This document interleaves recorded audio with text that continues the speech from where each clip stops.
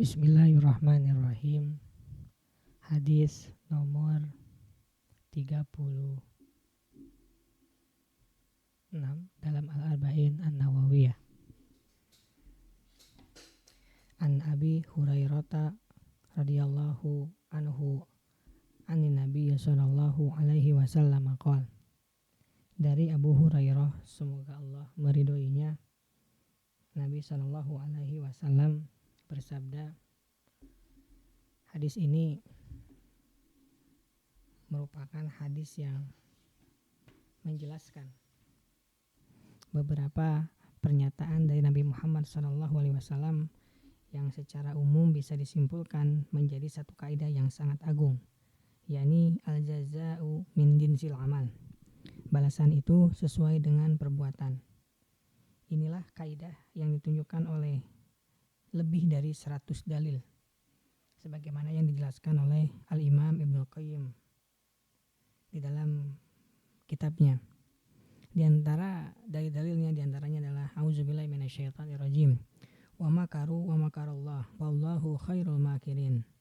Orang kafir membuat tipu daya, Allah membalas tipu daya mereka.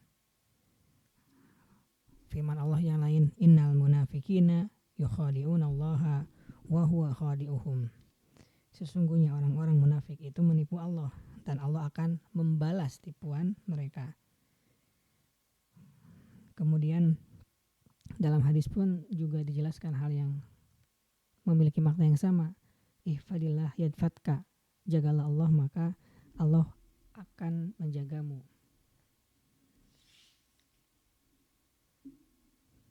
Man nafassa an mu'min kurbatan min kurabi dunya nafassahallahu anhu kurbatan min karabi yaumil qiyamah.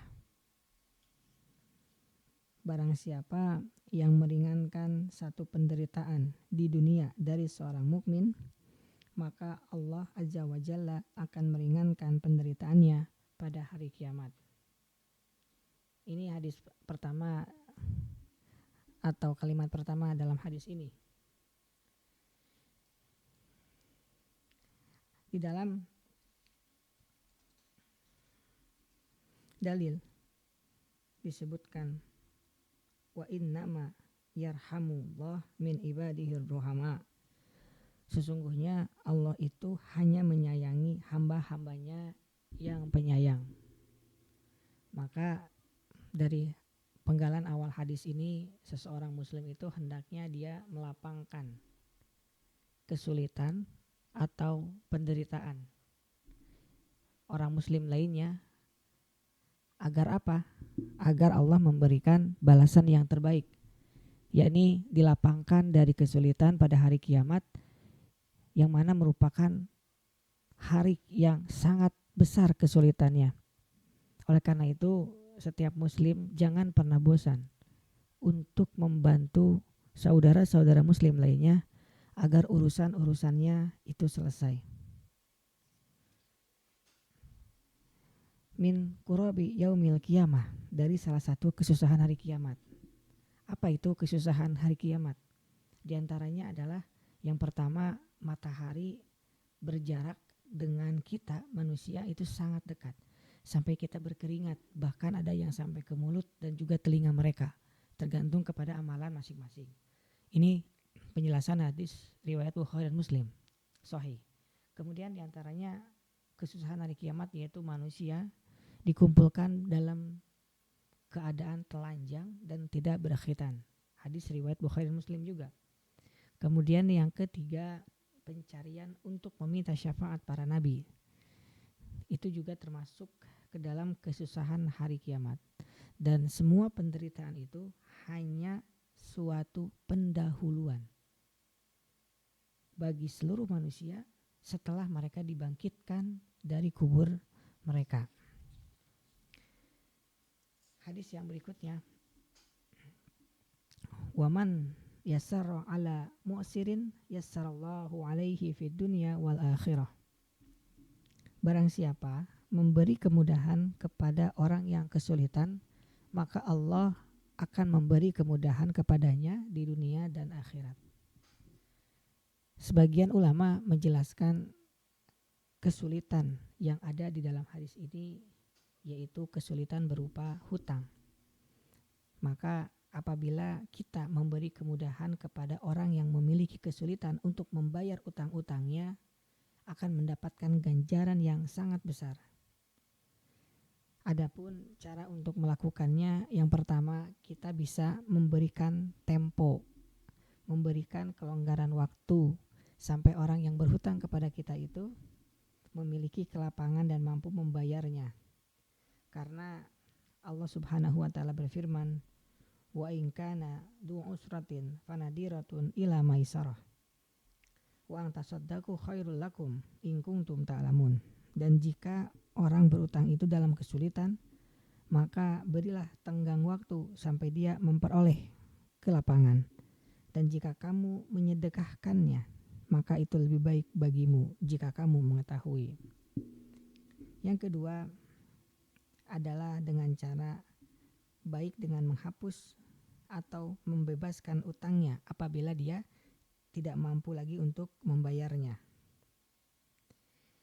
Dan ini memiliki keutamaan yang sangat besar. Di antara keterangannya adalah Nabi SAW bersabda, man sarru an yunjihahullahu min kurabi yaumil qiyamah falinafis an mu'sirin aw yadha anhu. Siapa yang ingin diselamatkan Allah dari salah satu kesempitan hari kiamat, hendaklah ia meringankan orang yang berada dalam kondisi kesulitan utang atau membebaskan utang darinya. Kemudian hadis yang lain, sallallahu alaihi wasallam, man angdara mu'siran aw wada'a anhu addalahullahu fi dillih. Barang siapa yang memberi kelonggaran waktu kepada orang yang kesulitan membayar utang atau menghapus utang darinya, maka Allah akan menaunginya dalam naungannya. Kemudian sabda sallallahu alaihi wasallam berikutnya, waman sattara musliman satarahullahu fid dunya wal akhirah. Barang siapa yang menutupi aib seorang muslim, maka Allah akan menutupnya di dunia dan akhirat. Perlu diketahui bahwa meskipun seseorang bisa menutupi aibnya di dunia, namun dia tidak akan pernah bisa menutup aibnya di akhirat kelak. Di antara sarana agar aib ditutupi di akhirat kelak adalah dengan cara menutupi aib orang lain, bukan sebaliknya kita mengumbar-ngumbar aib orang lain. Sabda Rasulullah sallallahu alaihi wasallam, ya ma'sara man amana bilisanihi walam yadkhulul imanu qalbah la tagtabu al muslimina wala tattabi'u awratihim fa innahu may yattabi awratihim yattabi Allahu awratuhu wa man yattabillahu awratuhu yafdahu fi baitih.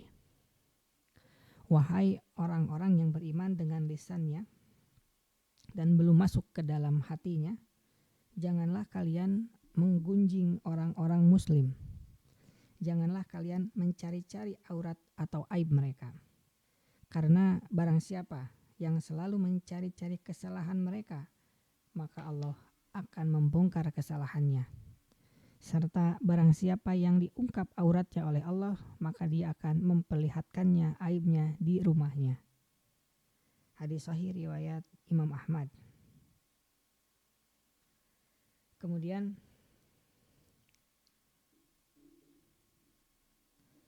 Nabi SAW melanjutkan di dalam hadis ini, wallahu fi aunil abdi ma kana al abdu fi auni akhihi.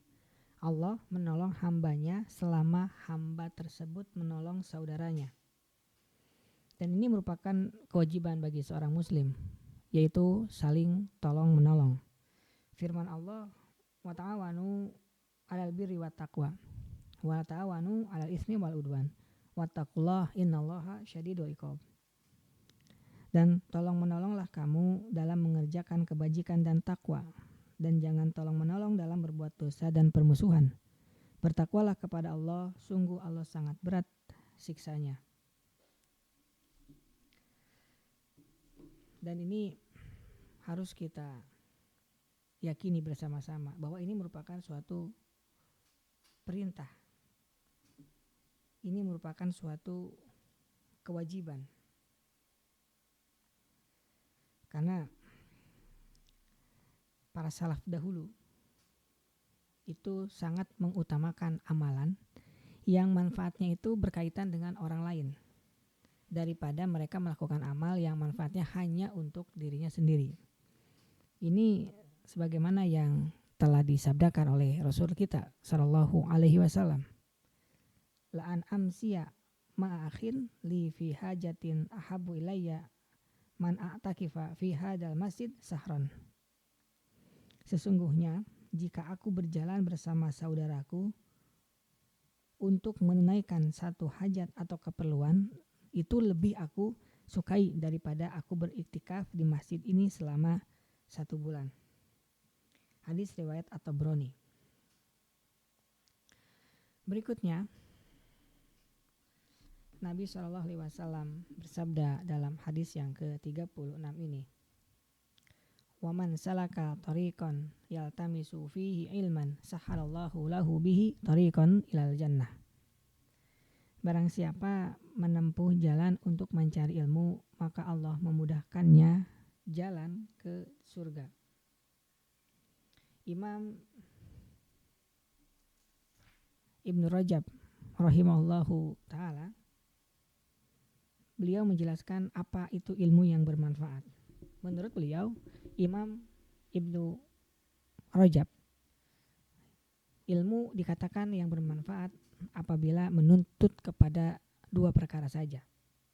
Yang pertama, ilmu itu dapat mengenal Allah dan segala apa yang menjadi haknya, berupa nama-nama yang indah, sifat-sifat yang tinggi, dan perbuatan-perbuatan yang agung.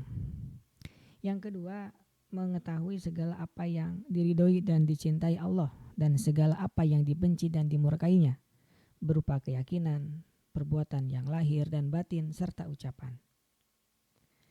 Di sini dikatakan berjalan.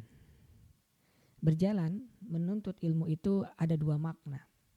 Yang pertama, jalan yang konkret, seperti pergi ke masjid, pergi ke sekolah, pergi ke rumah guru. Atau yang kedua adalah jalannya abstrak, seperti kita membaca buku, mendengarkan rekaman, menonton kajian, dan lain-lain.